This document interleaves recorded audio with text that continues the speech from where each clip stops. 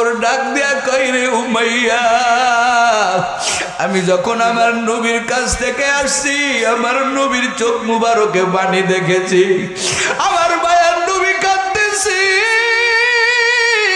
ওরে উমাইয়া কত টাকা নিবি বেলালের ওজনেও যদি টাকা চাও আমার মায়ার নবীর চোখের পানির বিনিময়ে আমি আবু বকর তোরে বেলালের সমপরিমাণ টাকা দিব তারপরও বেলাল রে দেখ আবু বকর বেলাল রে ডাক দেয়া কয় রে বেলাল এত আযাব দেয় হাত কি একটু আসতে বলা যায় না বেলাল ডাক দেয়া কয় রে আবু বকর যখন উমাইয়া আমারে আযাব দেয় আমারে কষ্ট দেয় ওই কষ্টের ভিতরে পড়িয়া আমার আল্লাহকে আল্লাহ বলে ডাক দেওয়াটাতে যে কত মজার বিষয় এটা তুমি বুঝবা না এই জন্য আমার মায়ার নবীর সাহাবী বেলাল ওই কষ্টের ভিতরে থাকিয়া আমার আল্লাহর নামটা ভোলে না জোরে কান আল্লাহু আকবার আজকে তুমি কেমন মুসলমান সামান্য ঠান্ডা তোমার ফজরের নামাজের জামাতে যাইতে দেয় না সামান্য গরম তুমি সহ্য করতে পারো না লম্বা একটু বেলা হইলে তুমি রোজা রাখতে পারো না এই সাহাবায়ে কেরাম কেমন করে জিন্দেগি যাপন করছে যাক লম্বা কথা টাকা পয়সা দিয়া বেলাল রে কিনছে কেনার পরে আমার মায়ার নবীর কাছে বেলাল রে আনতেছে বেলালের জিহ্বার ভিতরে প্যারাক ঢুকানো আমার মায়ার নবী কয় রে বেলাল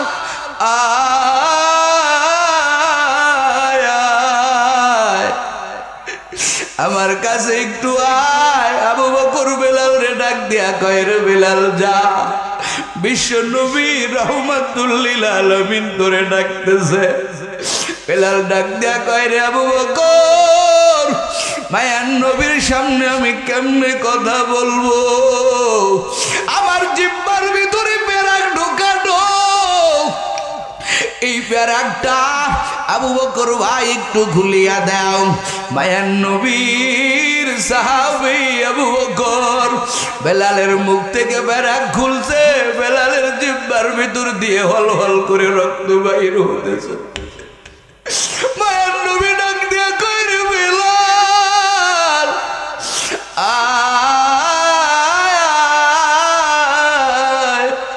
আমার বুকে আয় আর আমার থুতু মুবারক তোর জিহ্বায় লাগায় দেই এই থুতুর কত পাওয়ার জানো আমার আবু বকরের বিষাক্ত সাপের দংশন আমি এই থুতু দ্বারা পানি করে ফেলছিলাম বেলাল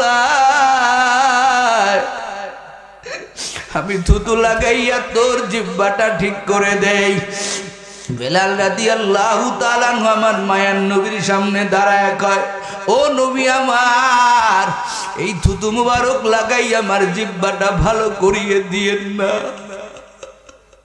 কঠিন হাসরের ময়দানে আল্লাহ যখন আমারে ডাক দিয়া বলবে রে বেলাল আমার জন্য কি আনছো তখন আমার মালিকরে বলবো রে মালিক তেমন কিছু আনতে পারি নাই ও দয়ার আল্লাহ এই জিহ্বাটা উমাইয়া আপনার নামটা ডাকার কারণে আমার জিহ্বার ভিতরে প্যারাক ঢুকাইয়া জিহ্বাটা ছিদ্র করে দিয়েছে আল্লাহ যদি আমারে বলে রে বেলাল আমার জন্য কি আনছো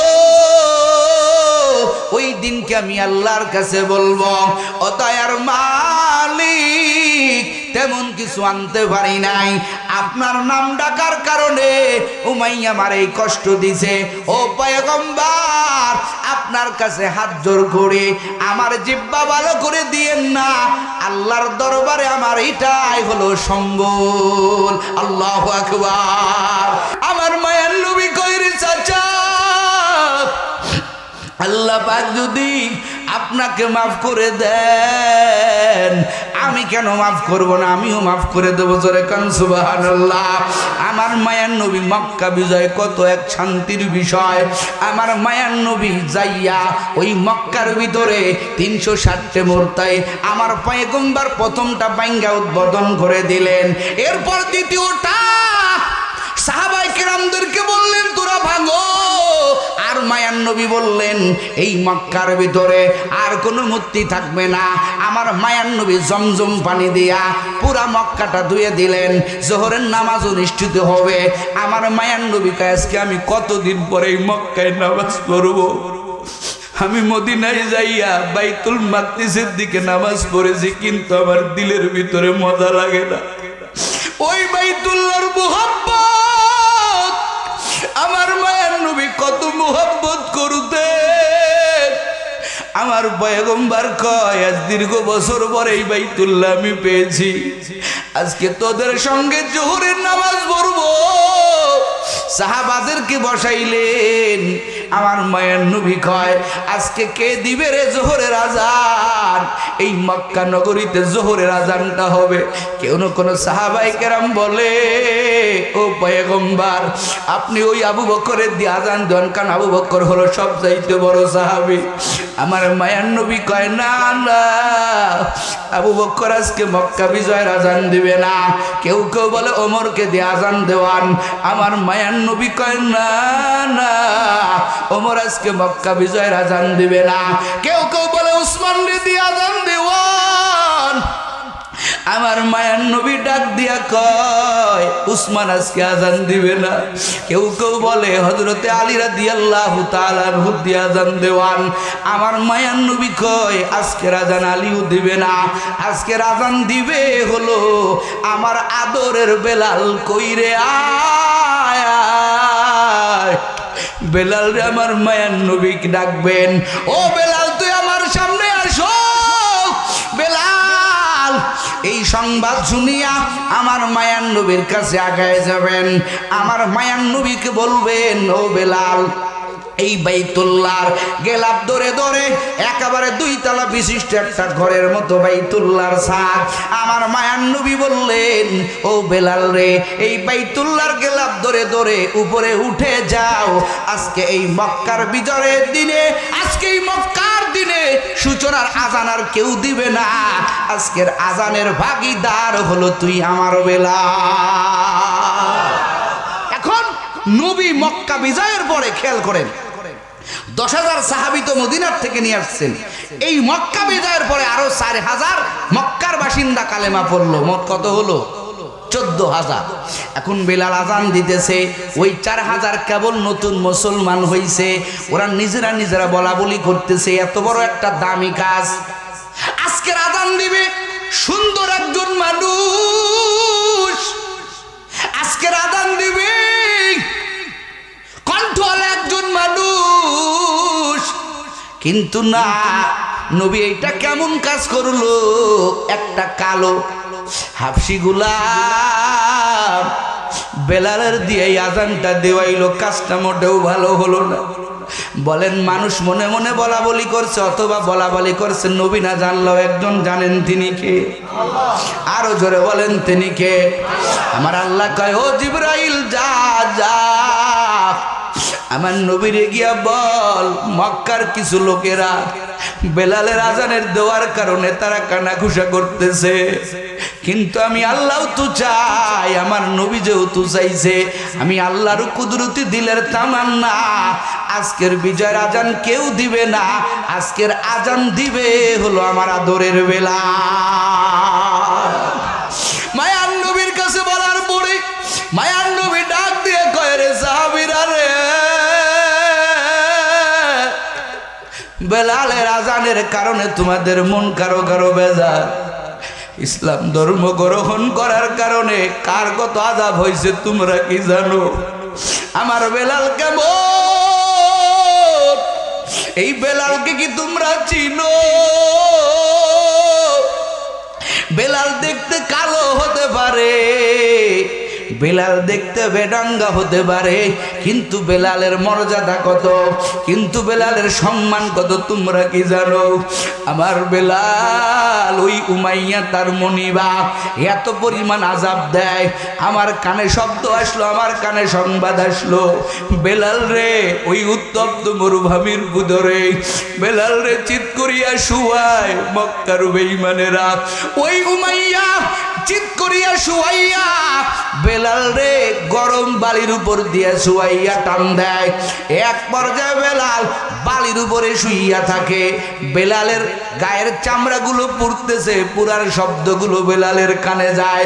কিন্তু বেলাল যত নির্যাতিত হয় বেলালের মুখ দিয়ে একটা শব্দই শুধু বাহির হয়, আল্লাহ তুমি আহাদ, আল্লাহ তুমি আহাদ। এক পর্যায়ে উমাইয়া বিলালের জিহ্বার ভিতরে একটা প্যারাক ঢুকাইয়া দিল। আমার মায়ার নবীর কাছে সংবাদ গেছে, বেলালকে আল্লাহকে আল্লাহ বলার কারণে, বেলাল আল্লাহকে আহাদ বলার কারণে বেলালকে এই পরিমাণ নির্যাতন করতেছে। আমার মায়ার নবী শুনিয়া আমার মায়ার নবী চোখের পানি ঝাড়ে আর বলে, রে আবু বকর তোরা কি কেউ পারবি না আমার আদরের বেলাল রে আমার কাছে ফিরাই আনতে? বেলালের এমন কষ্ট আমি নবী সহ্য করতে পারি না। যা যা বেলাল রে আমার কাছে যেভাবে হোক নিয়ে আয়, কত টাকা লাগবে যা বেলাল রে আমার কাছে নিয়ে আয়। মায়ান নবীর আবু বকর মায়ান নবীর চোখের পানি দেখে সহ্য করতে পারে না, চলে গেছে উমাইয়ার কাছে, যাইয়া বলতেছে, উমাইয়া রে বেলাল রে এত কেন কষ্ট দেও, বেলাল রে আমার কাছে বিক্রি করে দাও। এবার উমাইয়া হাসতেছে, হে তোদের কাছে কি টাকা আছে? বেলাল রে কিনবি, টাকা কই? বেলালের ওজনের পরিমাণ টাকা দিতে হবে। আবু বকর ডাক দিয়া কই, রে উমাইয়া আমি যখন আমার নবীর কাছ থেকে আসছি আমার নবীর চোখ মুবারকে পানি দেখেছি, আমার মায়ার নবী কাঁদতেছি। ওরে উমাইয়া কত টাকা নিবি? বেলালের ওজনেও যদি টাকা চাও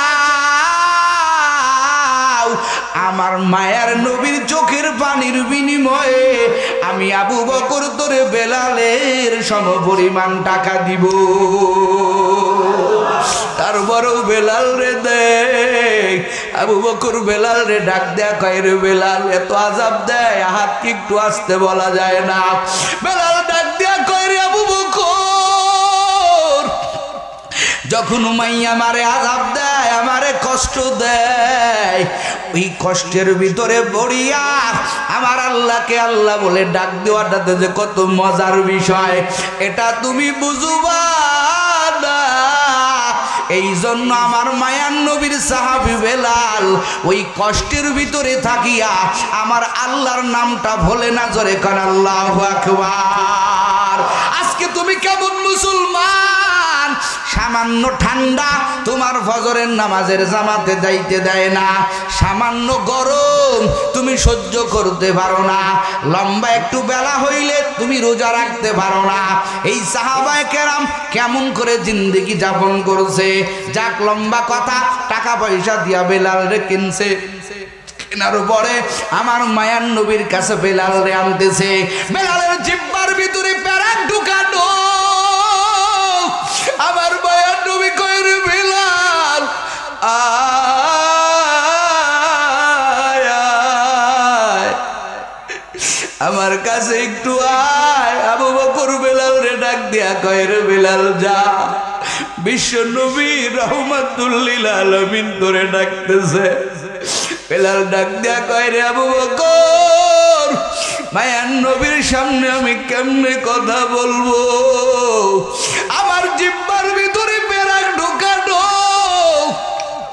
এই প্যারাকটা আবু বকর ভাই একটু খুলিয়া দাও। মায়ার নবীর সাহাবী আবু বকর বেলালের মুখ থেকে প্যারাক খুলছে, বেলালের জিহ্বার ভিতর দিয়ে হল হল করে রক্ত বাইর হতেছে। মায়ার নবী ডাক দিয়া কই, রে বেলাল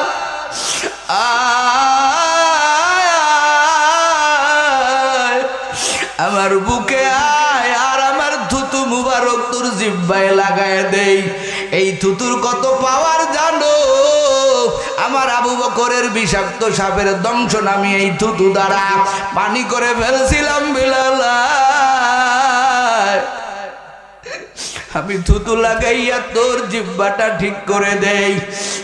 বেলাল রাদিয়াল্লাহু তাআলা আমার মায়ার নবীর সামনে দাঁড়ায় কয়, ও নবী আমার, এই থুতু মুবারক লাগাই আমার জিহ্বাটা ভালো করিয়ে দিয়েন না। কঠিন হাসরের ময়দানে আল্লাহ যখন আমারে ডাক দিয়া বলবে, রে বেলাল, আমার জন্য কি আনছো?